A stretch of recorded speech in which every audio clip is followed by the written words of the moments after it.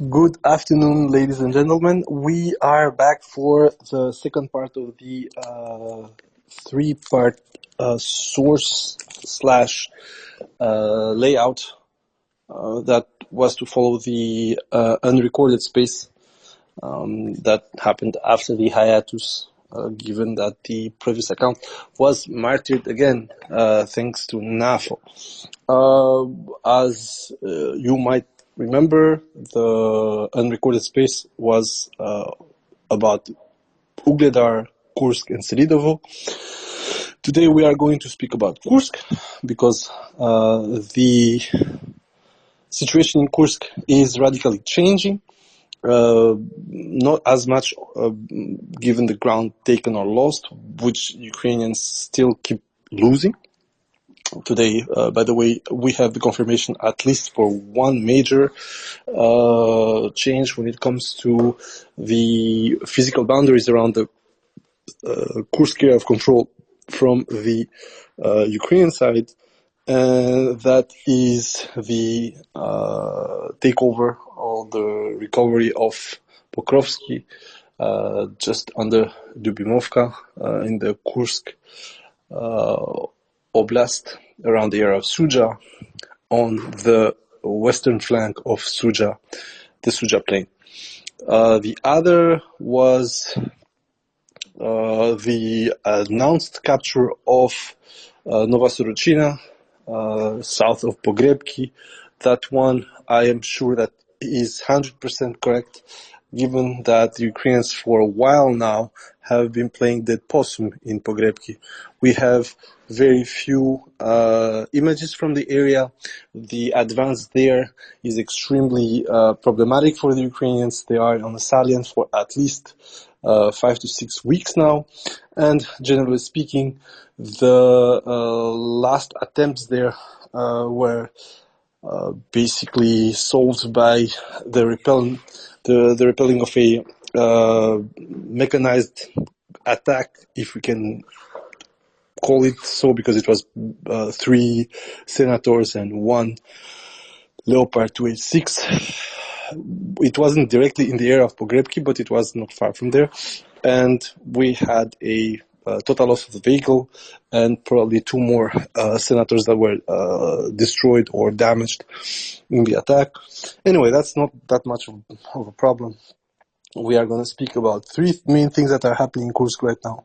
First of all, it is that since the major failure from the 15th to the 20th September 2024 around Medveje, Veseloe, and Volfino, the alleged attempts to empty the so-called cauldron that the Ukrainians painstakingly marketed to their audience has gone nowhere. The latest video from the area of Veseloe shows that the whole attack penetration party in the area was dead. Among the video, we can see 3 to 4 Cossacks, 2 to 4 Senators, at least 2 CV-90s, 40 millimeter, at least 1 Marder, at least 1 Bradley vehicle, which was actually pretty interesting because I wouldn't expect that they would follow up with the 47th or the 3rd Azov, because those are the 2 units that have been seen using the Bradley. And I think at least 2 to 3 strikers. Anyway, it was a carnage. The area around Veseloe has been completely fucked for the Ukrainians.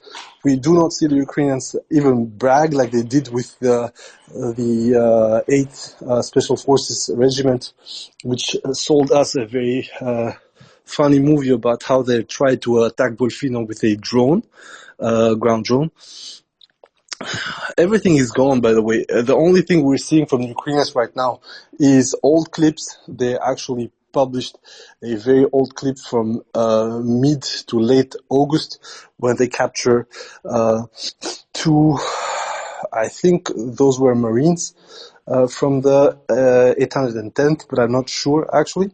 And beyond that, there is nothing. We don't see any advancement. Most of the footage published in the area of Kursk is them defending everything, and we also, through those footages, we start to understand as well that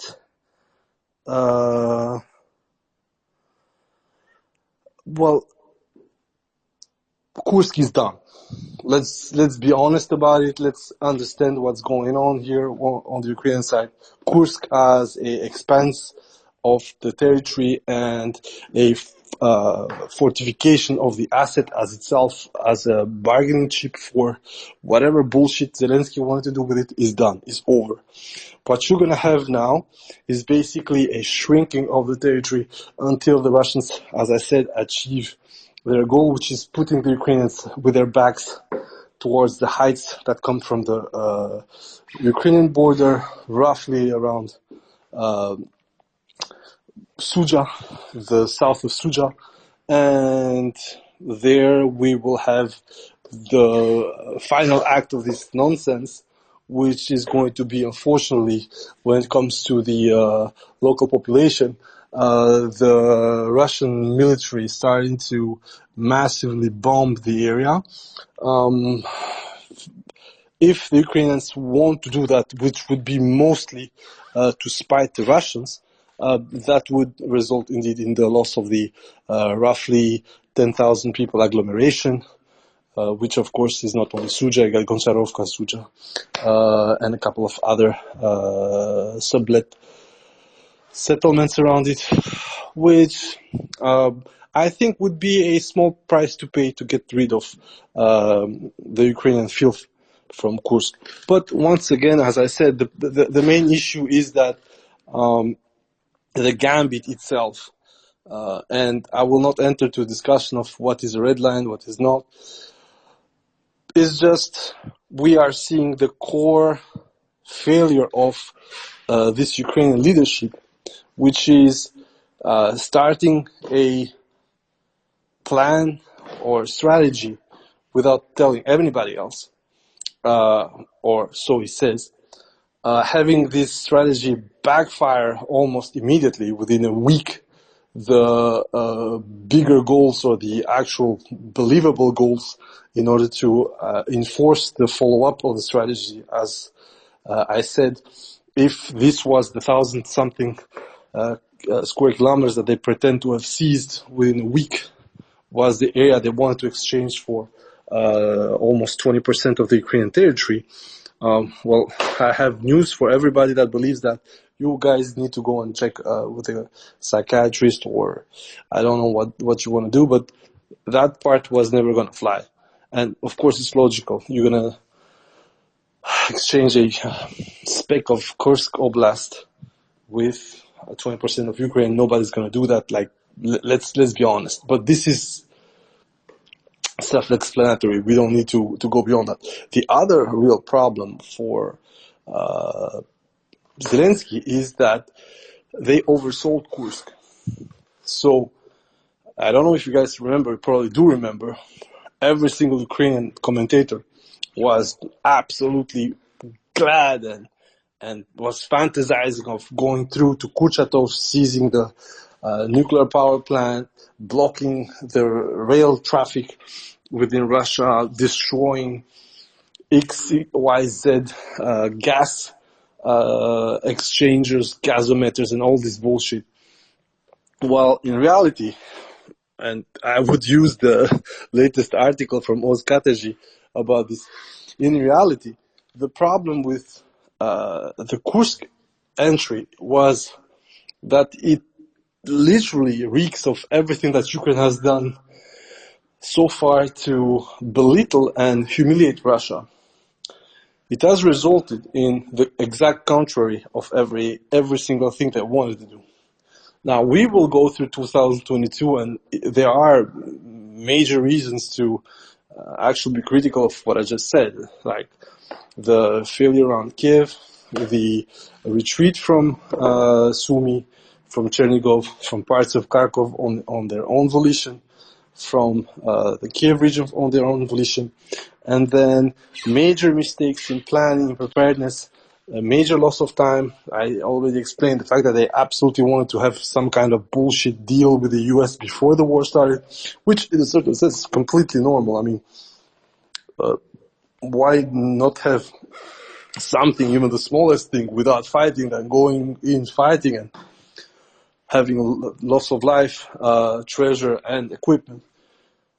But as we know, the whole logic was Americans stalling the Russians for time, preparing a backbone for the Ukrainian military in case of a all-out attack from the Russians. And that gamble absolutely worked for the Americans. They created, as I said, they almost tripled the C2 of the Ukrainian military forces. They created a backup system.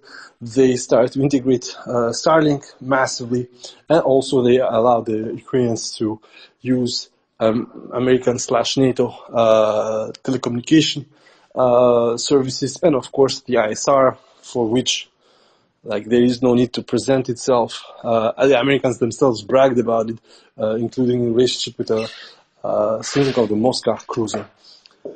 But, I mean, that's 2022. Probably I will do a write-up or a space on how bad it was somewhere next year. But generally speaking, 2022 was the worst that you can do. And ironically, also the best that happened to the Russians. We have already explained on why the Russian military, or what is believed to be part of the Russian military or Russian high command, forced Putin not to give in to his megalomania of deals. At the same time, those deals had no chance in how to work because the Ukrainians themselves were not feeling any kind of pressure to actually go on with it. Actually, both sides were having this. On one side, the Russians had the military telling Putin, motherfucker, you're going to go and kill every single asshole in this government. And then we're going to start discussing other shit. And at the same time, the US and the Brits were telling to Zelensky, oh, you see, everything that they want is to, quote-unquote, neuter Ukraine. So this time it's going to work, and next time you're going to have a smaller army, this and that. So basically, they were pushed by different vectors. Both sides, in this case, the political coin of both sides was flipping into, let's go and keep the war on. Russians, at least Putin says that he was surprised that Ukrainians did that. In my opinion, I do not believe that Putin was surprised that Ukrainians were aiming for such a thing, because, as I said, the same logic applies to the Russians as the Ukrainians. If the Russians were under attack, under counterattack, both in Kharkov and in Kherson since roughly the beginning of the month of March, between the 10th and the 12th in Kharkov, and then the 16th, 15th or 16th in Kherson, you cannot speak about, okay, we're making a deal here, everything's going to be fine. Unless, of course, as I said, the Russians weren't counting into holding the rather vast amount of Ukrainian territory that they had. And this, of course, is the political aspect. The military aspect, especially on the Russian side, clearly wanted the South in order to make, once again, the connection between the Donbass and Crimea, and basically avoid a Kherson situation for Crimea, whereas the Ukrainian military, now equipped with Western long-range fires, starts peltering every corner of Crimea that they need, and then advance slowly, and finally force the Russian military to give up the peninsula.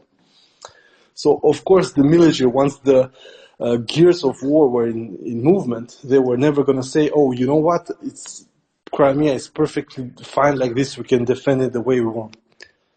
We saw also what Ukrainians did with their Tochka-Us, with at least one Ropucha class, or actually an alligator class that was lost in Berdyansk. So when everything comes together, we understand the problem, and there was no real logic to make peace in March 2022. Now, fast forward, the same issue happens with Kursk. We had these discussions with basically Shoigu admitting that there were talks over the scale back of strikes on infrastructure. On one side, the Ukrainians were not supposed to hit Russian infrastructure like oil, gas, and whatever facility, and the Russians would have relinquished strikes on the energy sector. And of course, just like in 2022 and in 2023, because 2023 has other issues, but the grain deal was actually not so bad for the Russians, given, as I said, they choked the Ukrainian exports by having a huge year in 2023, over 55 million tons of exports in grain, which was a net positive for Russia. It allows also the Ukrainians to sell their shit, but mainly speaking, it actually also killed the price. So the revenue for Ukraine was way lower, and for Russia it allowed themselves to expand the market and also use grain coming from newly acquired territories. Once again, as I said, this is a bit different from Kursk and the deals in Astana. And of course, in Istanbul, we have this discussion between the Russians at a certain level and the Ukrainians at a certain level. We're going to scale back the fighting. We're going to stop deep strikes and this and that. And suddenly we are where we basically found ourselves in July, when the Russians were advancing, not that fast, but they were still advancing in the Pokrovsk area. And it looked like that Ukrainians, although, it wasn't going well, it was going to drag a lot more. Then Ukrainians choose this magnificent moment to do Kursk, and with one stone they killed 4 birds. The first, of course, was the discussion about long-range strikes, deep strikes. These deep strikes, as I said, have gone from a small nuisance for the Russian oil and gas industry to a full spectrum attack on everything the Ukrainians can lay their fucking drones and missiles and whatever on. Those are still prickles. And if you want a evidence of that, Toropets, and I posted actually from the Ukrainians themselves, Toropets attack was about 3 weeks ago. After 3 weeks, what we have is the exact same intensity of cannonade, of artillery strikes on the Russian side. And as I said, this might be explained by just inertia. So the Russians had foreseen enough ammunition locally, so the hit on Toropets wouldn't show, as I said, right away. We would have to see the level of artillery probably between the 4th, so next week, and the 6th week, because there is where you're going to have your frontline renewal. Of course, the problem with such a huge gap when it comes to ammunition is that because the Russians are still producing themselves and, of course, importing from other countries, North Korea, for instance, the Russians have enough time to buffer somehow and somewhat whatever loss was in Toropets and then in Voronezh. And this is what I said, one of the points I actually ascribed, that we're going to see, first of all, if the Russians are stupid. Of course, they aren't. Secondly, we will see that the Russians have at least 6 months worth of ammo ready to go, and we're not speaking about critical and strategic stockpile. We are speaking about really the ammo there where they are up to use for as much as they want. And apparently, well, we are only 3 and something weeks. We will see, starting from next weekend, what happens when it comes to artillery. But the Russians have, as I ascribed, far more ready-to-go artillery than a couple of arsenals. On top of it, the fact that they're producing themselves, as I said, they are buying, means that the Russians can still buffer that gap with what they're producing themselves and what they're buying from North Korea. The only thing that this did Toropets, Voronezh, the attempted attack in Bryansk, and I spoke about Bryansk. We will see also what kind of damage Bryansk has sustained. But the general aspect of all this is the following, is that the Ukrainian plan right now is not going to work. And this is a point too of the second bird that was hit by the Ukrainian leadership. And that second bird is something that would be completely, I mean, nobody believes that anymore, that these guys are trustworthy. Trust in the Ukrainian leadership as it stands right now is not zero, is minus 3,000. These people are lying openly, and in a certain sense it's completely normal. They are fighting for their subsistence. I'm not speaking about Ukraine as a country, or Ukraine as a nation, or Ukraine as a political entity.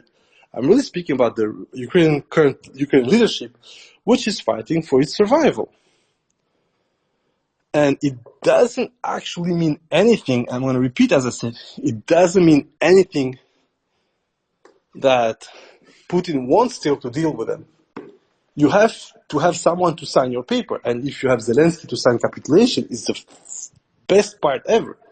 But then you have the current issue, which is these guys are untrustworthy.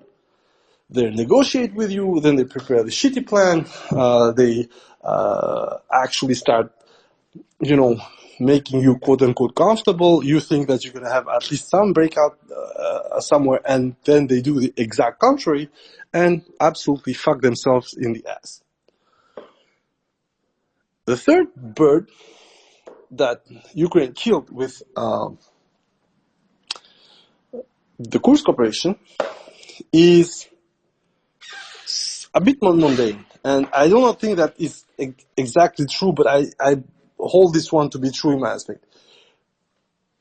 That's the general confidence within the Ukrainian forces from the Western allies that these guys can do it.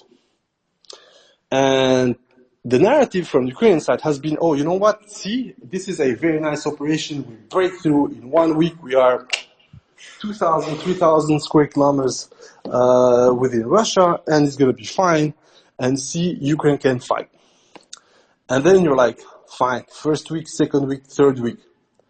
Suddenly, after the third week, although I maintain that by Friday, the first week, it was already obvious that Ukrainians had failed in their goal to show that they can actually fight a war.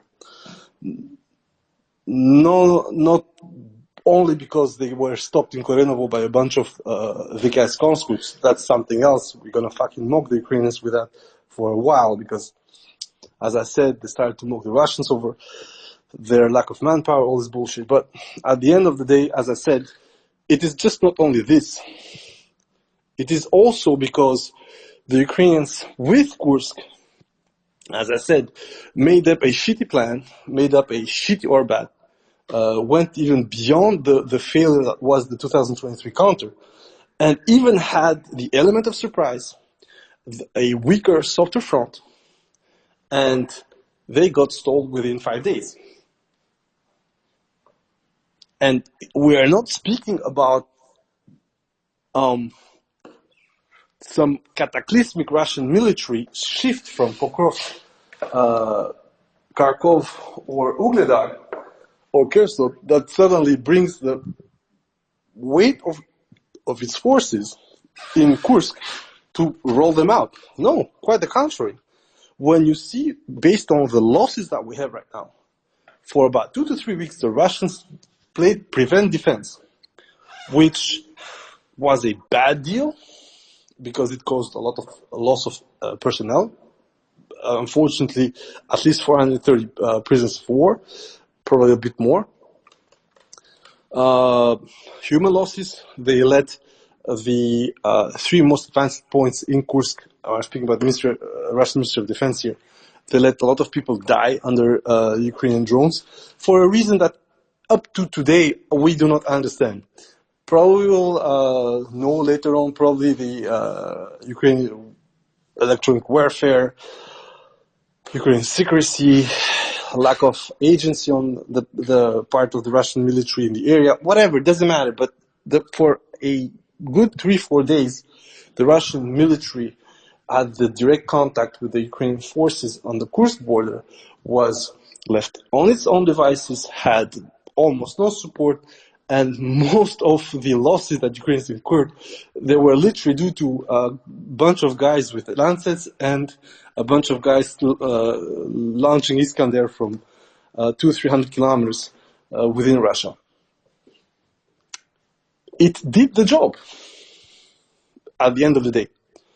But certainly, like at that point, the Russians were on defensive, on the low. But at the same time, the Ukrainians at no point had a chance to break through, go towards Rilsk, go towards Kurchatov. They were contained more or less within the Suja plain. There was an advance on the heights as well. Let's not be self-indulgent here. But generally speaking, as I said, the narrative of the Ukrainians being able to fight the war, offensive war, push forward, was beaten by its own performance. We are there for now 2 months, and I would present you exactly the losses that we have from lost armor, but also from Koprix. Koprix last week, after a long hiatus, updated the losses, and the losses are as bad as you can feel, especially if you start taking out shitty trucks and pontoon links on the Russian side. You're gonna end up with 200 vehicles on the Ukrainian side and about 100 on the Russian side. If you go to lost armor, you are 232, with probably, as I said, about 100 vehicles. And if you actually take every single episode, which are for lost armor itself over 390, and you take them at face value, because for instance, lost armor for some of the losses, although they are confirmed later on, they don't want to take them at face value. For instance, the attacks on Medvedev and the attacks on Veseloe, I do not think that they added with a total amount of losses. But anyway, that's not the problem. The problem, as I said, is that roughly, when it comes to purely military assets, the Ukrainians are already 250 vehicles down at least, whereas the Russians are probably somewhere around 100 and 130. With or without pontoons, doesn't matter. So you are at 2-1. And this was never, and we're going to be honest with this, except for the 3 first weeks in Zaporozhye, this was never the ratio. A long-term ratio where the Ukrainians on the offense get absolutely fucked. There is no other way to describe it. It's not how you show your intended audience that you can fight and know how to fight, and now you have the knowledge and capacity to fight a offensive war and retake your country.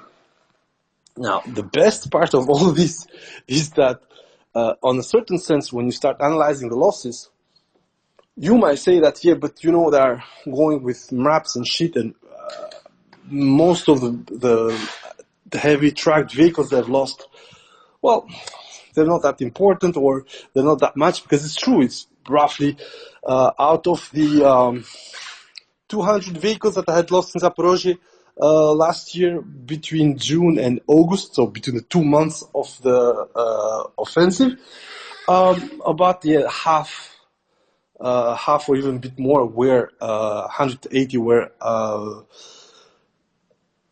offensive heavy armored vehicles. Here it's a bit more different. They are roughly at 100 vehicles lost, and the rest of it is mainly MRAPs and armored cars. So on a certain sense, you know, you can start having this discussion, but the reality is that when you see what they are fighting against, you have the exact same kind of equipment. So suddenly, you cannot even hide between the lines and say, oh, you know what, this is a different type of unit that we're employing. Actually, they're very light, very nimble, so the loss is going to be high. It's not absolutely not true. The losses are almost the same on both sides on the equipment that you can compare 1-to-1, but they're extremely higher on the Ukrainian side for all the rest. And also one of the things that has changed with Kursk, And this is one of the things that actually I wanted to add on the last bird that was killed with the Kursk operation, is that suddenly long-range fires within the Ukrainian territory aiming at Kursk are not safe anymore. I didn't say they cannot operate, quite the contrary, but they're not safe. If you take at face value every single claim from the Russian Ministry of Defense, and if you start making also the sorting between what you can prove, what you cannot prove, Kursk probably has caused 8 final destruction of long-range fires, be that M270s or M142, and probably another 3 to 6 damage. And of course, we get long-range fires of another caliber, vampires, grads, and all that shit that has been lost as well. On top of it, we have long-range artillery. We had at least 2 Bogdanas. There was another Caesar. There have been at least 2 M109, at least 2 Crabs, 1 or 2 Gvodzikas, 1 Akatsya. So when everything comes together, you see that Kursk is costing the Ukrainians a fucking bunch of equipment that we're going to go to the fourth bird. The fourth bird is that Zelia, by adding all this shit together to do Kursk, in a certain sense admitted to everybody who's supporting him that he cannot get Donetsk back. This is the fourth bird. He admitted we cannot have Donetsk back. If we put this equipment in the Donetsk front, we're going to lose it without any kind of gain. We're going to even lose ground.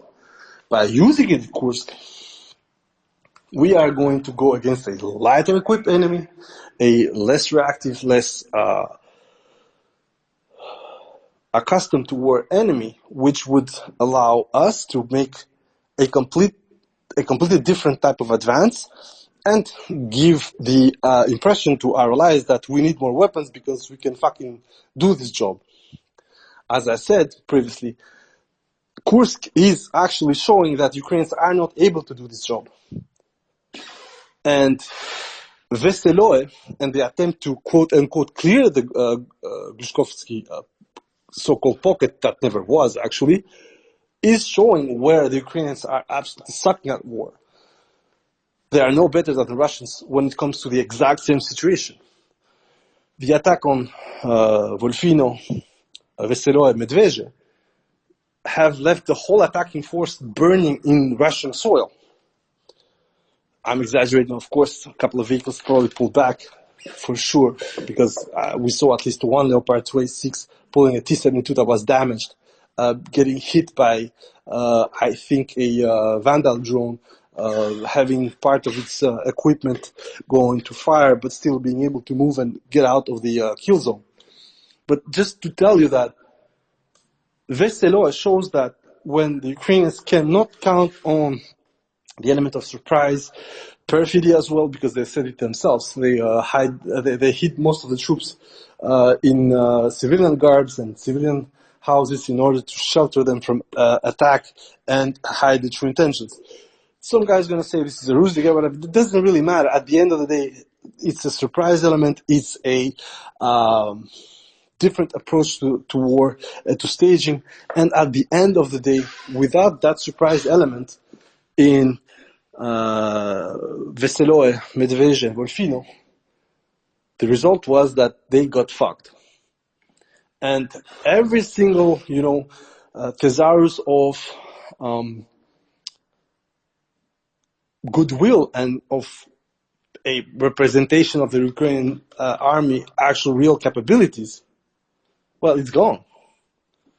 You were so good attacking Suja and shooting civilians trying to flee the city, but you're not so good when actually the guys who are fucking your ass for now a whole year are dealing with you. And to be honest, Kursk, in my opinion, within the Russian military, is building the case of just not having any discussion with the Ukrainians when it comes to how to end the war.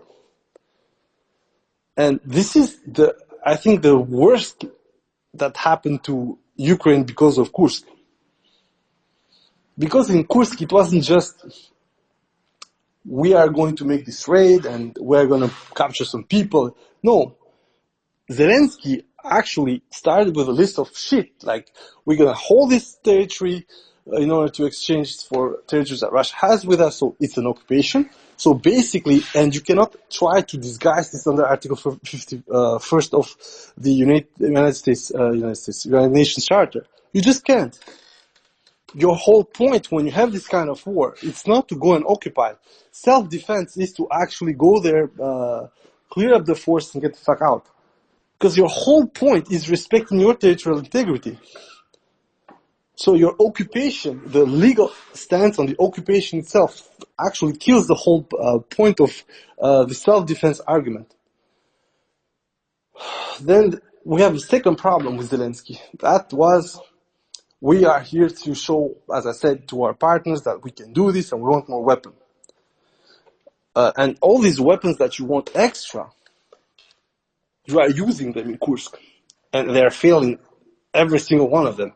Like, the only thing that is missing right now is the Abrams. They have lost at least 2 challengers in Kursk, at least 1 or 2 Leopards, we are not sure, but 3 were hit, 1 was burned, 1 was damaged, and the 1 that we know was hit. We have no aftermath, so you have to bear with me. PT-91, we saw at least 2 to 3 burnt and destroyed. T-72 M1R, same shit. T-64 BVs fucked up. There is at least 1 T-80 BV in one of the videos. I don't know if it was a captured tank from the Russians or a Ukrainian tank. So basically every single weapon that you're going to give to the Ukrainians is not working against the Russians. And especially not against Russians that are prepared to fuck you up.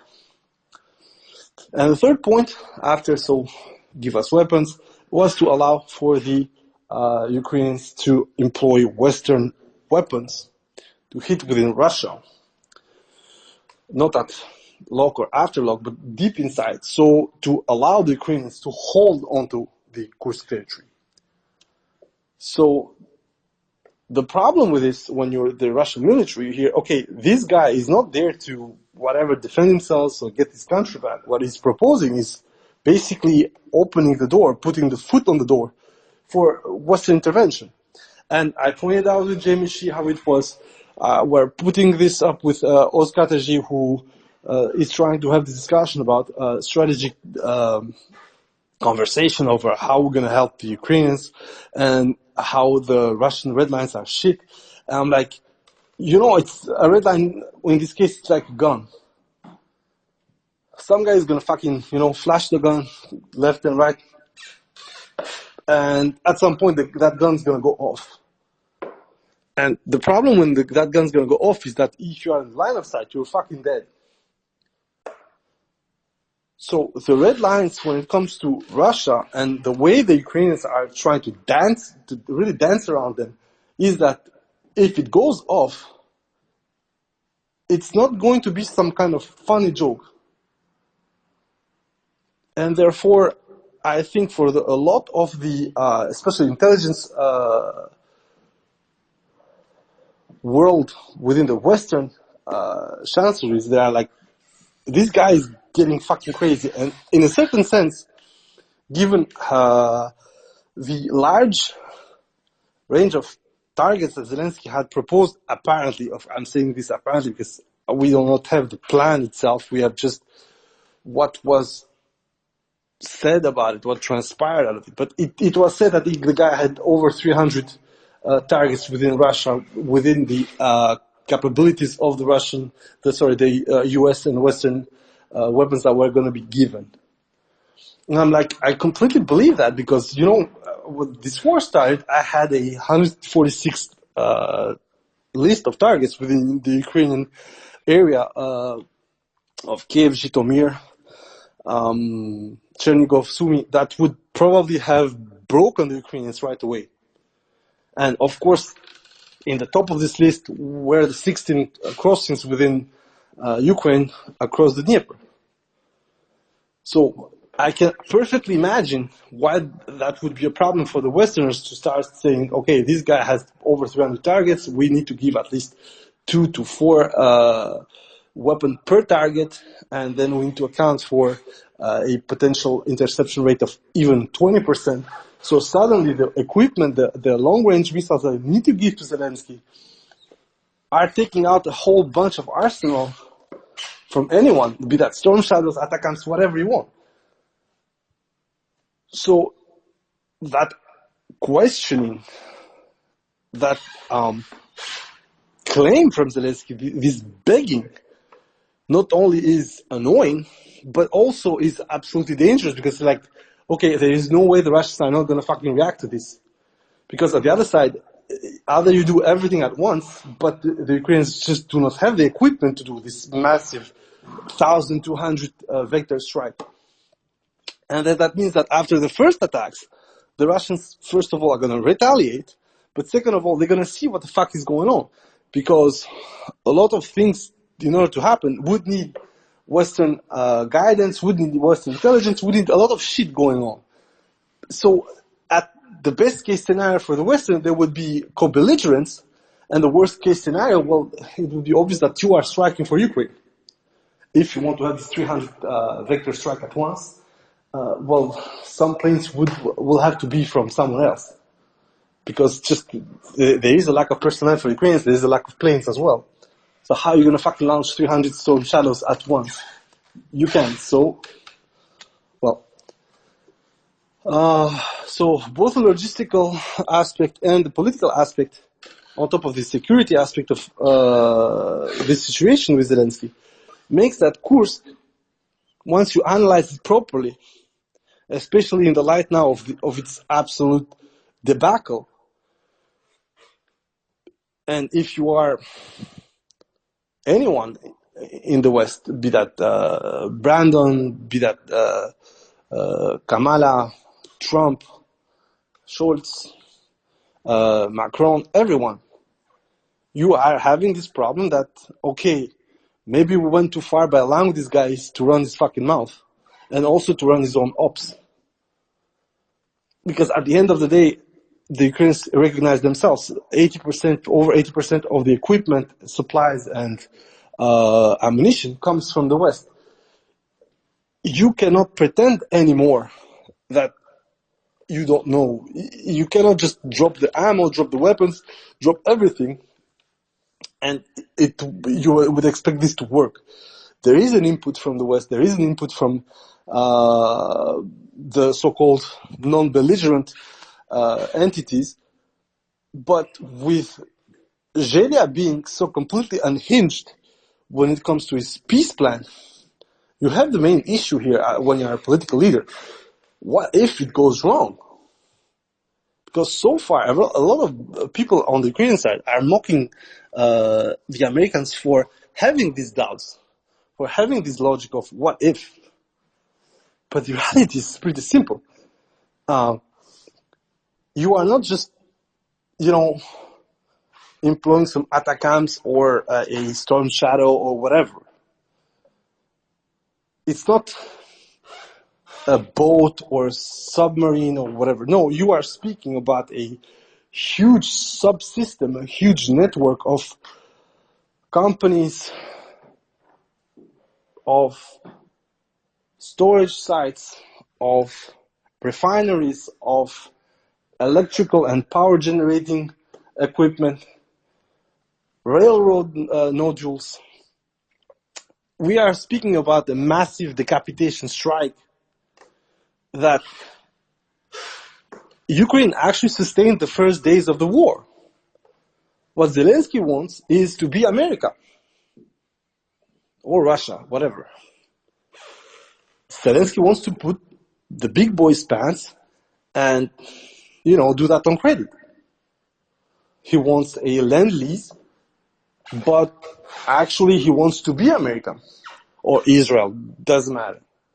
And the problem with this is that, as I said, the whole logic when it comes to the war between Russia and Ukraine right now, which is not limited to that. It's a proxy war between a bunch of assholes and another bunch of pirates within Russia. They coalesce into a geopolitical struggle, which is getting more and more acute every day. This war is killing Europe as a geopolitical player. Economically, Europe is going from bad to worse. A lot of people are saying, "Oh no, you're defending." No, I'm going to even go to say to you as well that Russia is going to suffer from a situation when Europe goes down economically, because the whole fucking system was set up to be cooperating with or without, goodwill. But the problem with how this war is playing out now is that there was a limit. We're not speaking about red lines. There was a limit, and that limit was hit by Russia pretty fast in the war, when they understood that, okay, nobody's going to let us, have a free reign here. Well, you can just go back and see the numbers that were dropped on Ukraine from April to July 2022. In 3 months, they got more artillery that you could even fucking imagine. They got between 1.1 and 1.8 million 155 millimeter artillery rounds.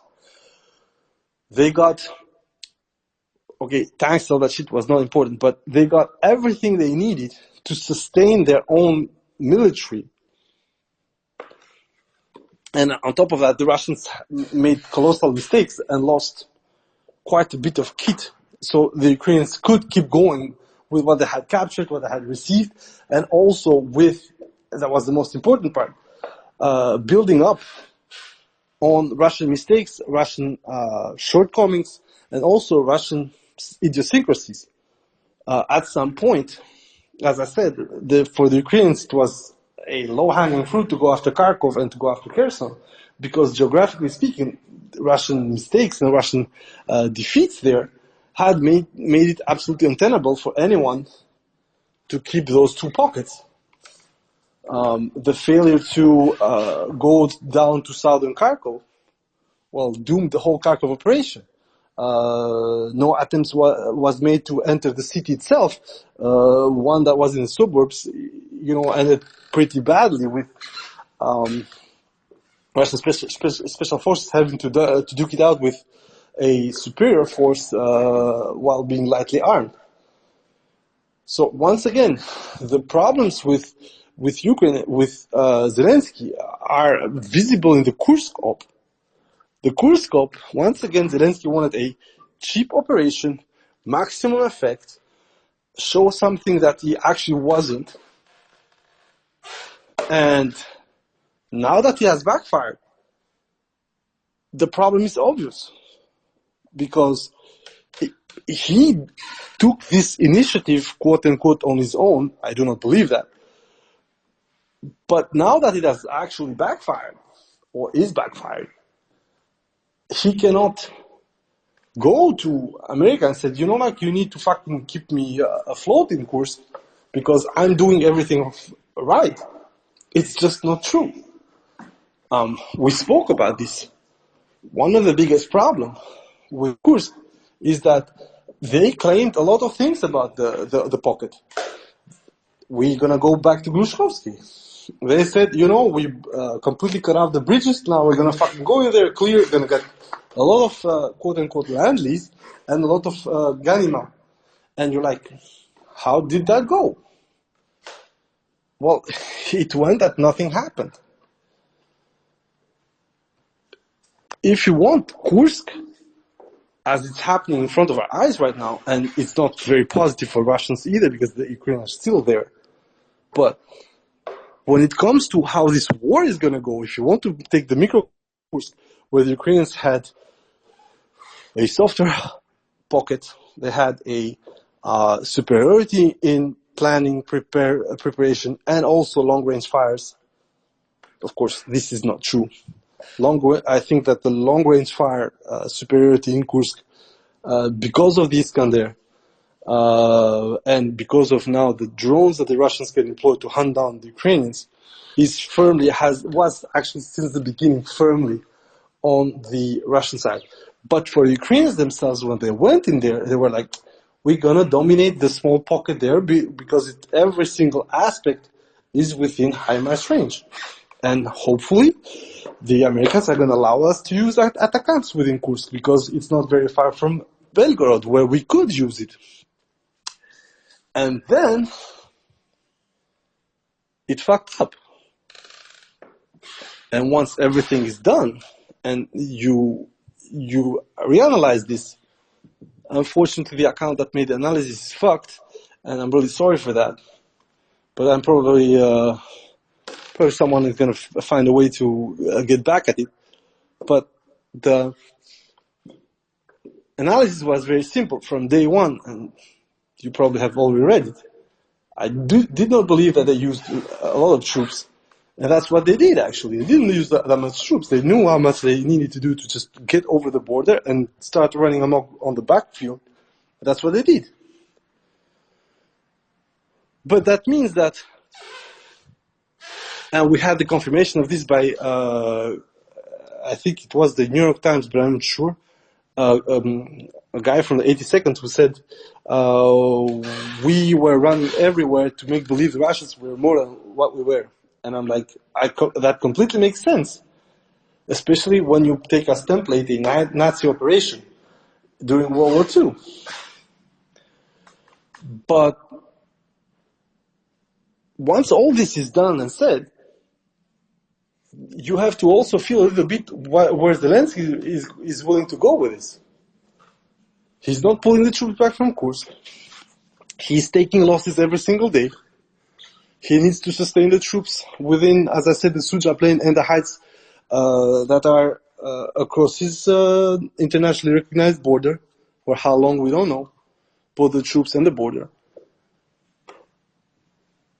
Sumy is getting pounded because this is one of the follow-ups of the Kursk operation, is that now the Russians went into fucking banana mode.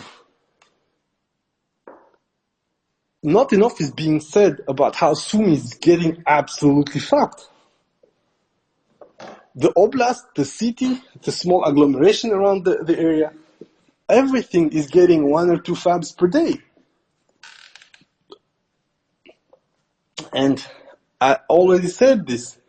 Initially, 1 or 2 fabs, 3, 4 fabs are not much. It's like 3, 4 per day. What's going to change? We are over 60 days. So if every single corner has had 1, that means in Sumy got 60. Okay, it's a big city, so it doesn't necessarily mean much. But then you go to places like Oktirka. It's a smaller city. You have maybe 4,000 people.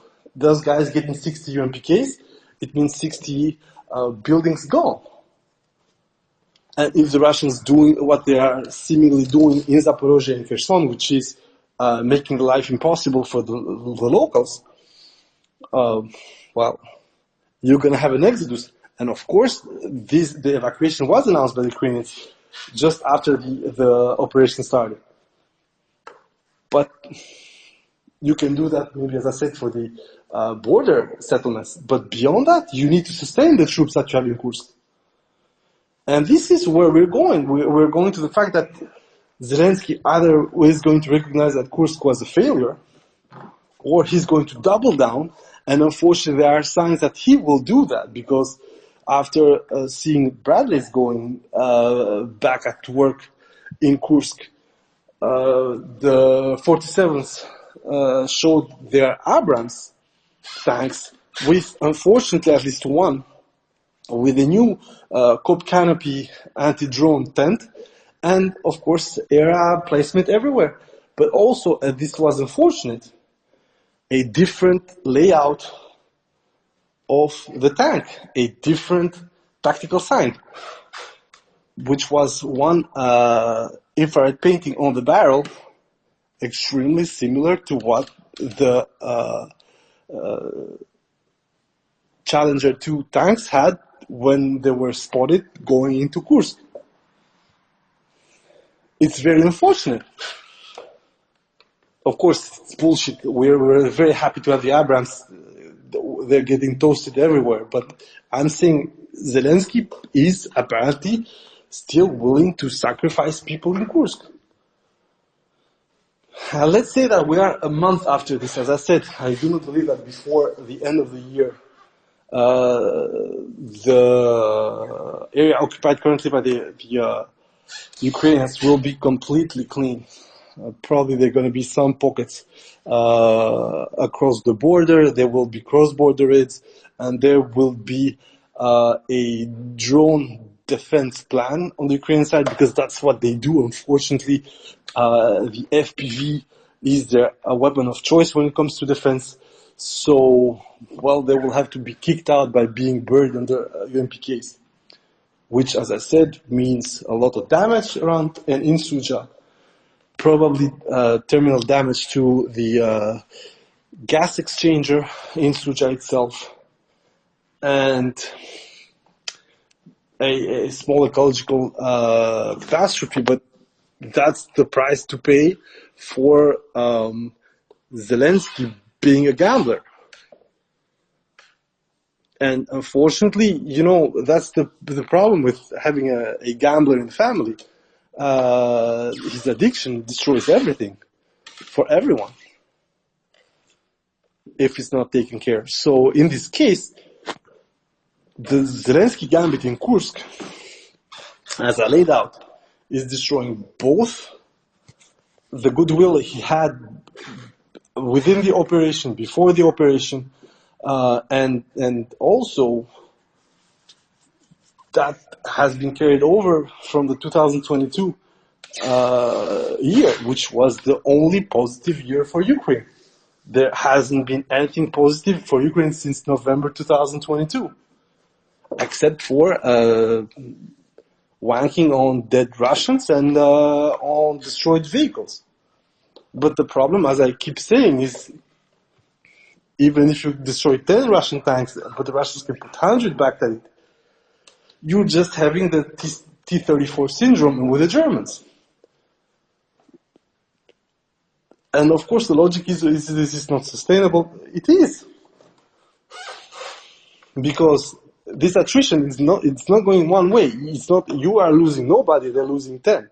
No, you're losing 2, 3, 4, 5, 6, and they're maybe losing 6 people as well, or even 8.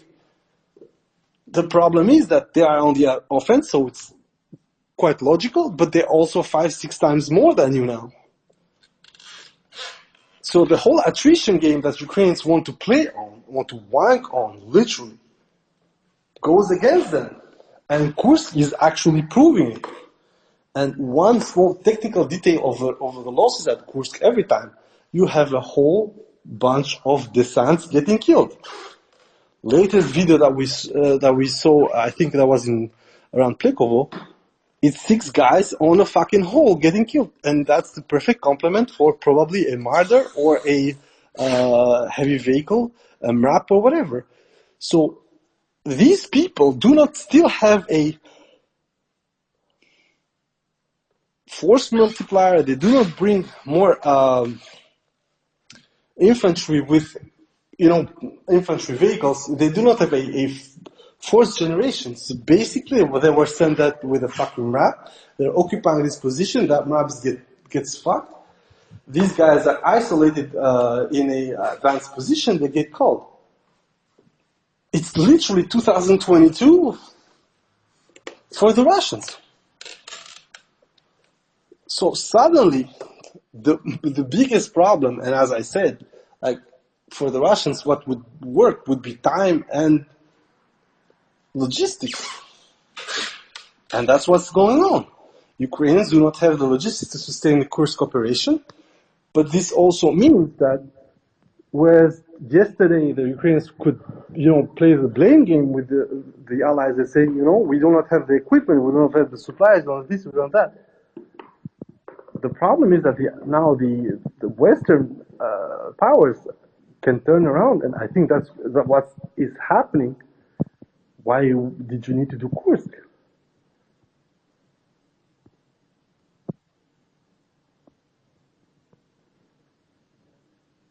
this is what's happening. All the unsatisfactory stance of Zelensky, its rather cold approach, the mishap with Zelensky actually being an asshole and fucking up by going with a Democratic congressman or whatever to see Scranton, and then the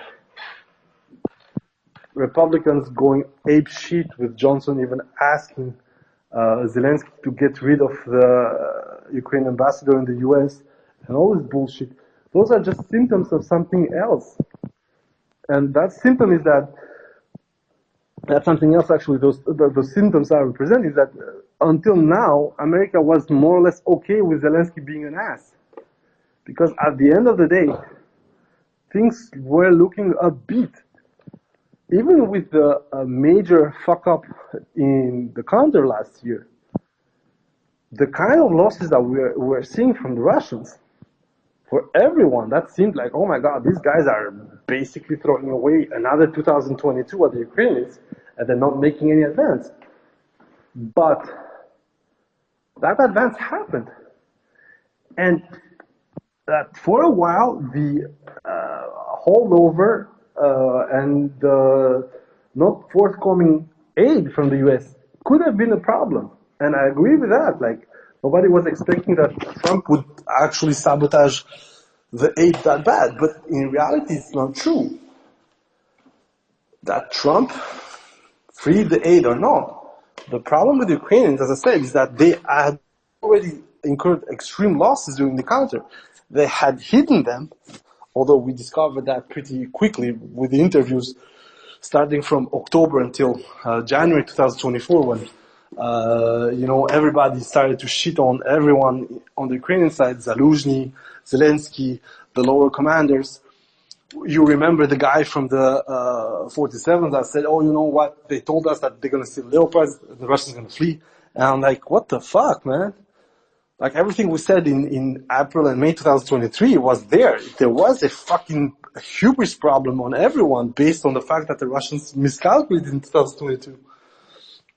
But nobody wants to take the same page that they took in 2023, where despite the fact that there was no real criticism on the failures of the counter, nobody said, you know what, Zaluzhny is an asshole, Zelensky is an absolute moron. Maybe we should straight away talk to the Russians and say, you know what, we're going to fucking cut the aid, but please stop at this line. Of course nobody was going to do that as well, because for the Westerners, especially for America, the war is a boom.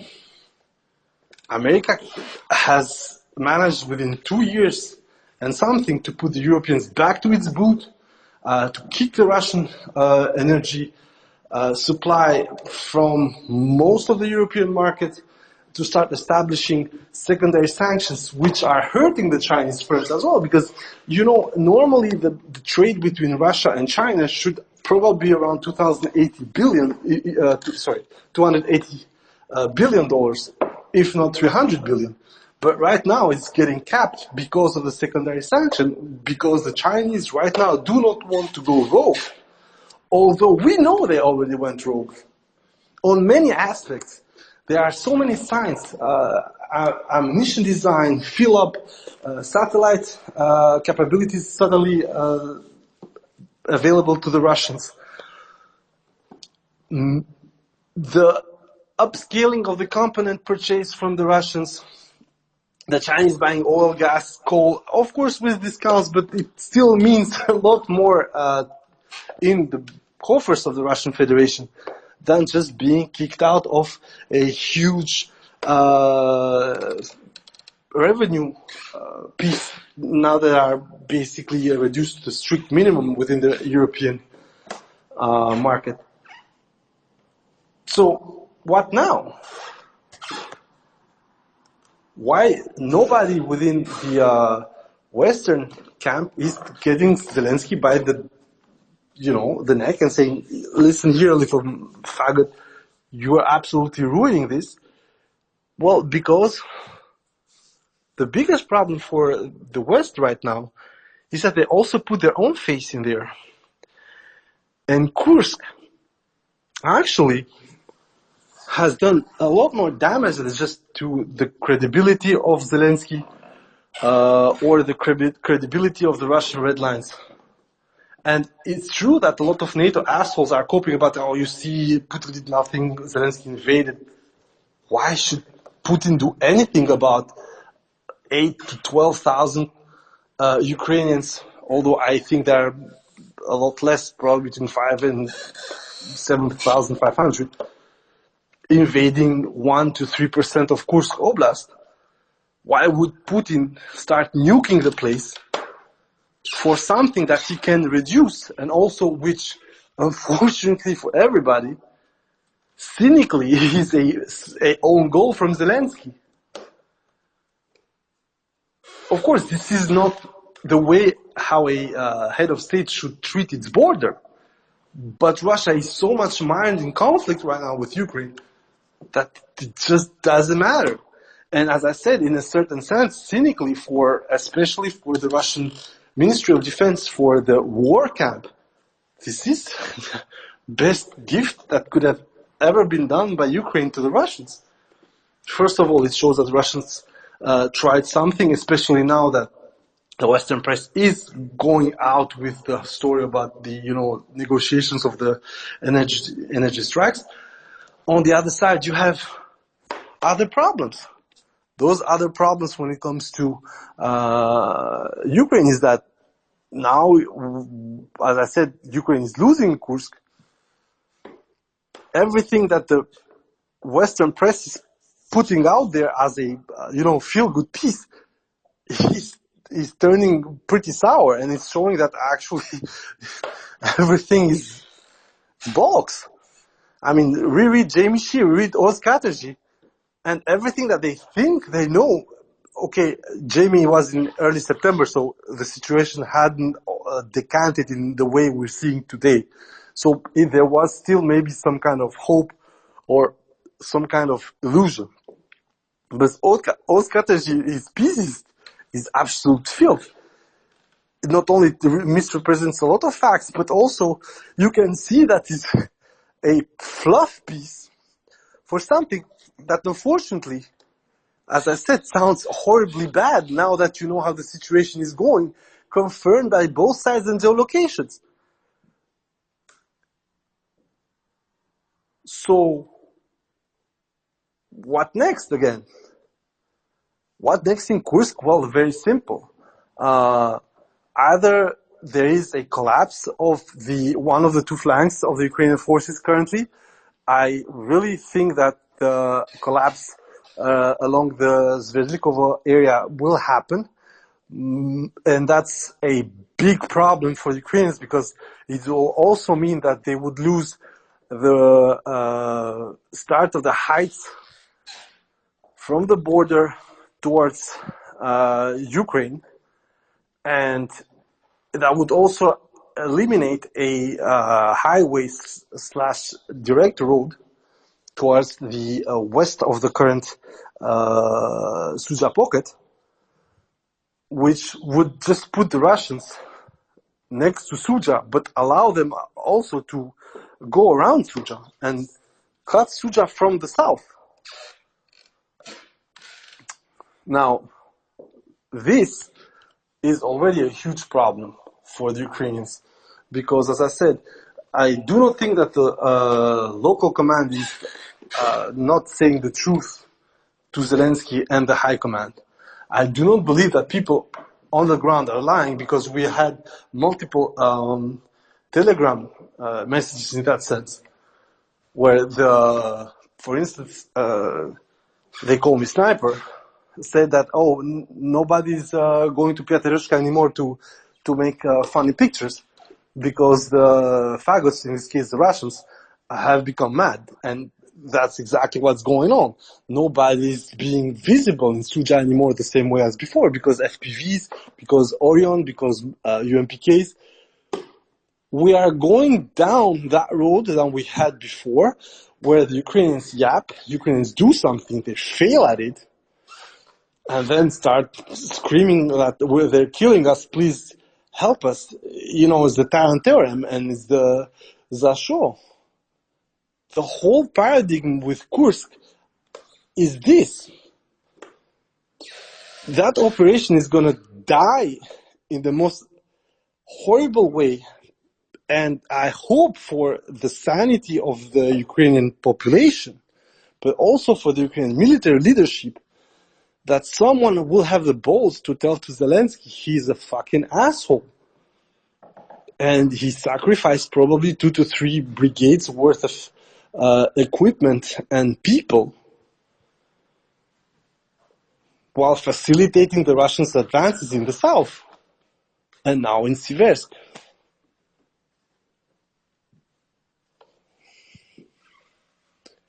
How is this going to go? Politically, the Ukrainians are in a lockdown. They cannot do anything about it. And I think, unfortunately, for a lot of people, Ukrainians are just as apathetic as the Russians when it comes to the current crop of political debate and leadership. Not because they are the same or not the same, but simply because they have kind of the same top-down system right now. But of course, with the difference that in one sense, the Russians are having this hate-love relationship with how the war is being managed, where the Russian state is still goading people through bonus cash, but also successes on the ground, although they are, for a lot of people, minuscule. Although I would really dispute that point. But in Ukraine, there is nothing. Right now, Kursk was supposed to establish a new hype for Ukraine, like Ukraina переможна and all this shit, but the reality is that Kursk is facilitating the complete collapse of the Pokrovsk area, and not only that. So you are now an Ukrainian, you have all this pressure from everybody, your local power, the marathon, the TCK that comes to you.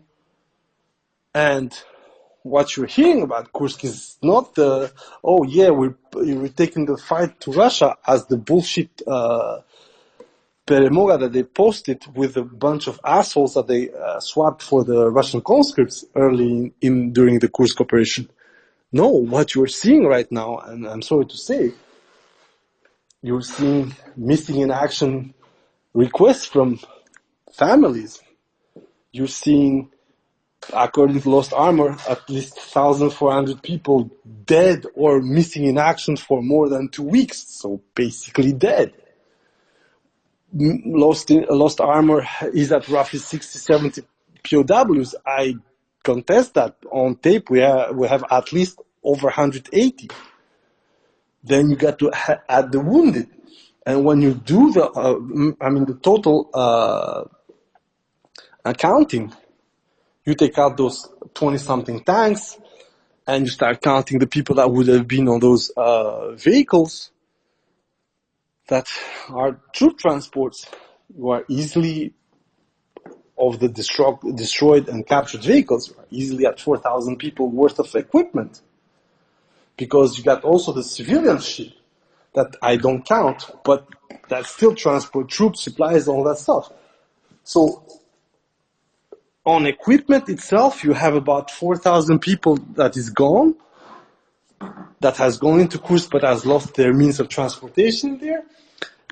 As I said, in best case scenario, half of them are surviving with wounds or whatever. You are still, as I said, at 4,000, 5,000 people that are casualties or missing in action or POWs. And that's just Kursk, guys. It's not Pokrovsk, it's not Ugledar, it's not Siversk, it's not Chasiv Yar. It's just Kursk. It's a fucking adventure that Zelensky tried to do. And he said that out of, the 14 brigades that we're preparing, only 4 are equipped. Those 4 equipped that you're sending in Kursk, given as I said, the average, troop level between 2 and 2,500, you have lost at least 40% in casualties of those, 10,000 maximum available to you.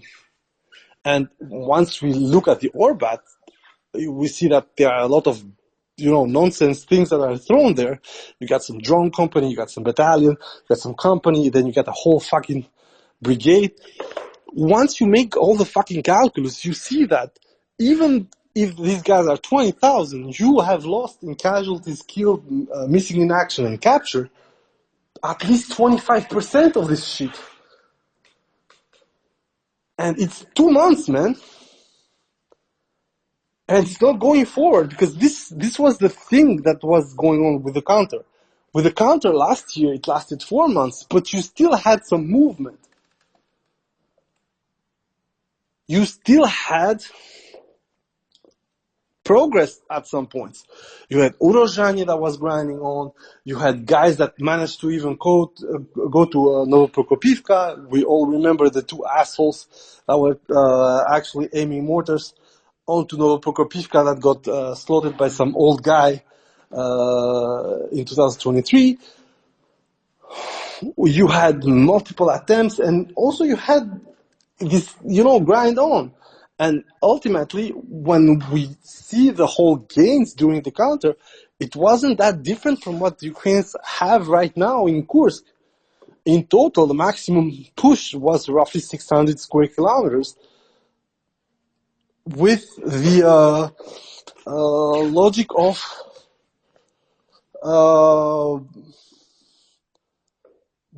of advancement.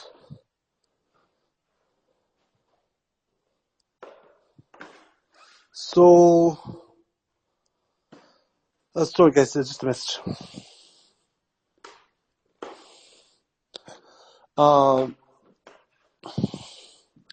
So basically, we are here into a logic, as I said, where even if we go by the layout of the counter last year, our biggest problem is that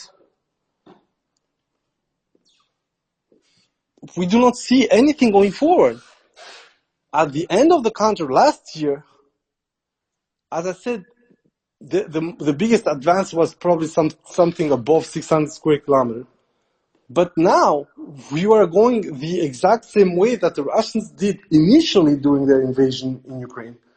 They had attained, 200, no, maybe not 200, but roughly 180,000 square kilometers.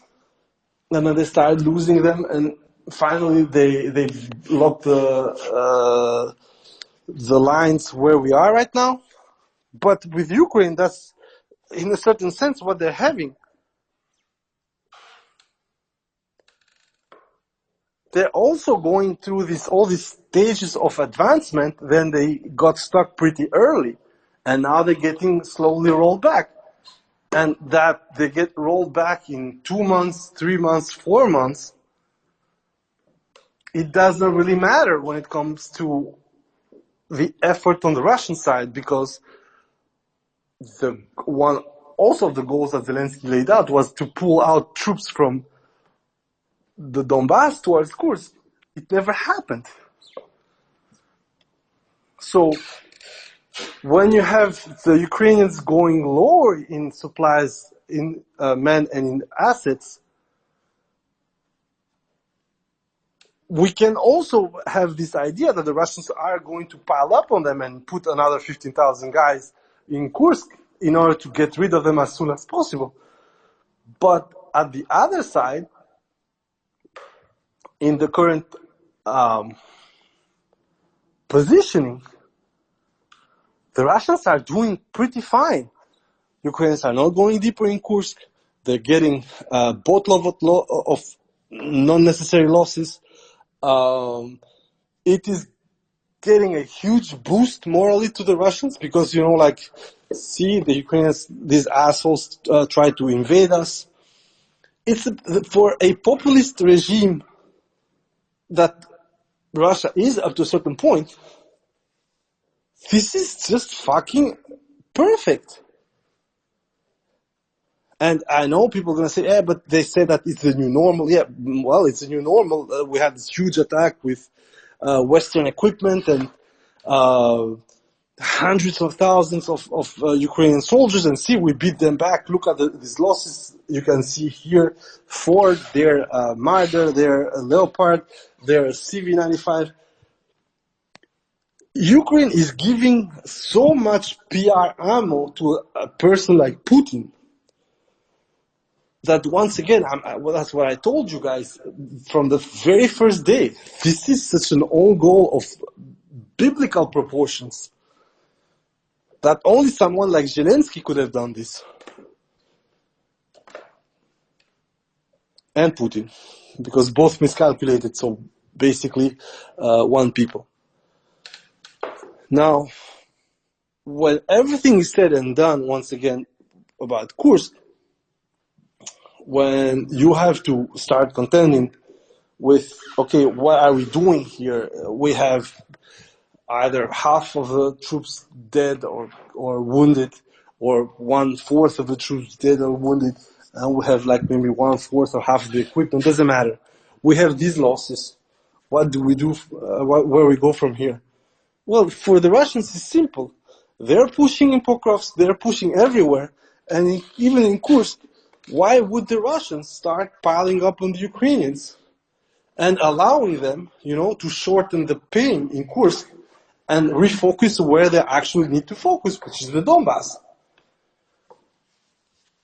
Once again, we're going to this very cynical, calculated, and very ass-foolish approach of the Russian high command, which I pointed out before the war started on how they were going to deal with most of the so-called Wunderwaffe. One of them was Bayraktar. And I said they are going to counter them simply by having them fly at maximum, creating this target-rich environment for the AD, and suddenly all these motherfuckers are going to start losing their effectiveness, just because they're going to lose 10-15% at every wave of attacks. And that's what generally happened. Of course, the AD was easy on its task because this shit is huge, and they were employed very stupidly by the Ukrainians.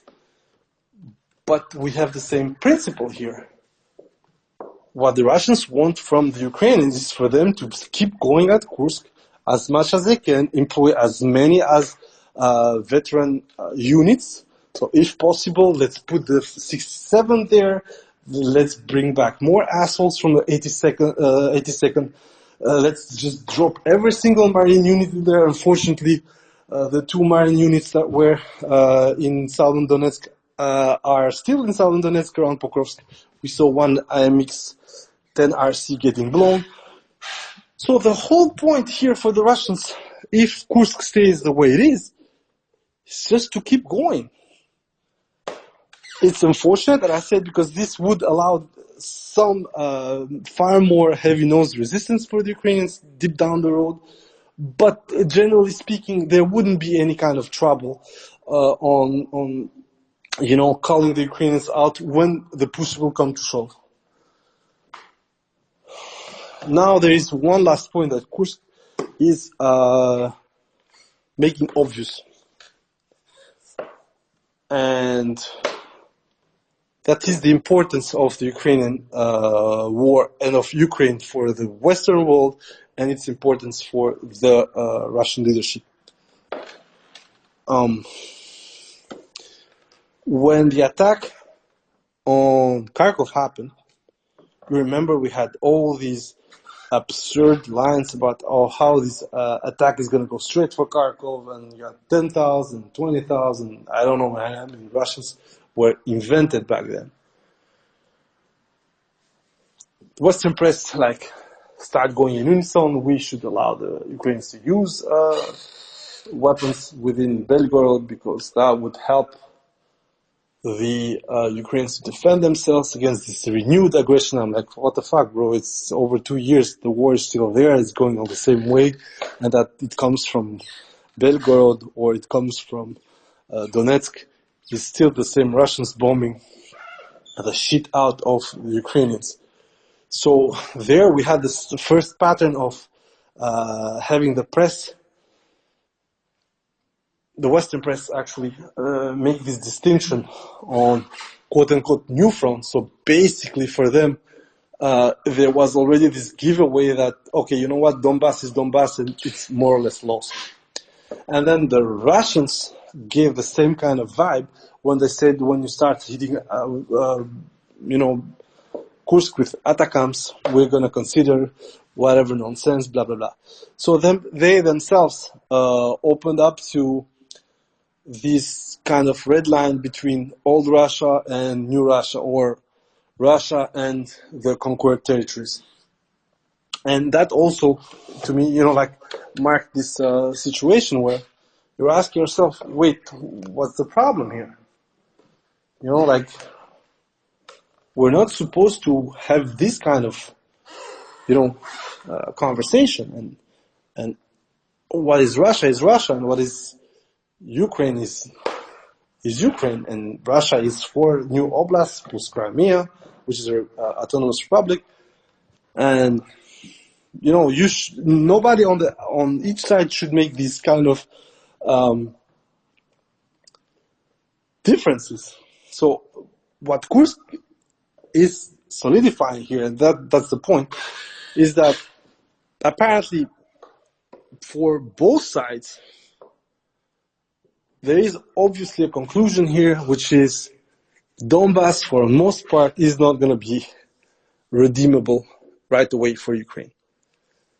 And it could, you could say, this looks like fucking tautology. You started by saying this and then you're reinforcing.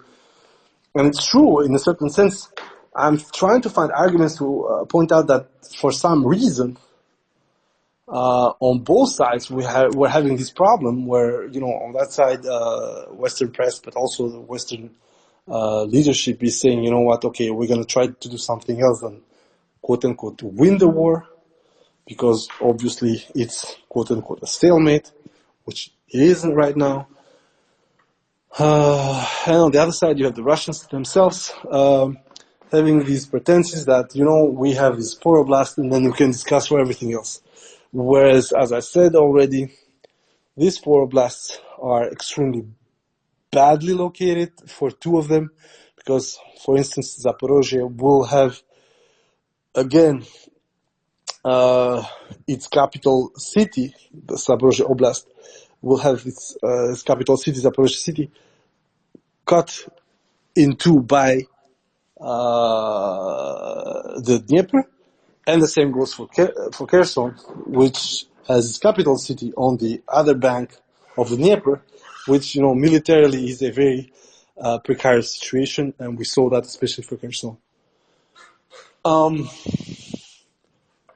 So, obviously, there is some kind of silver lining there on what will happen and how these people are going to go about it. And yeah, that's it. Bye, guys.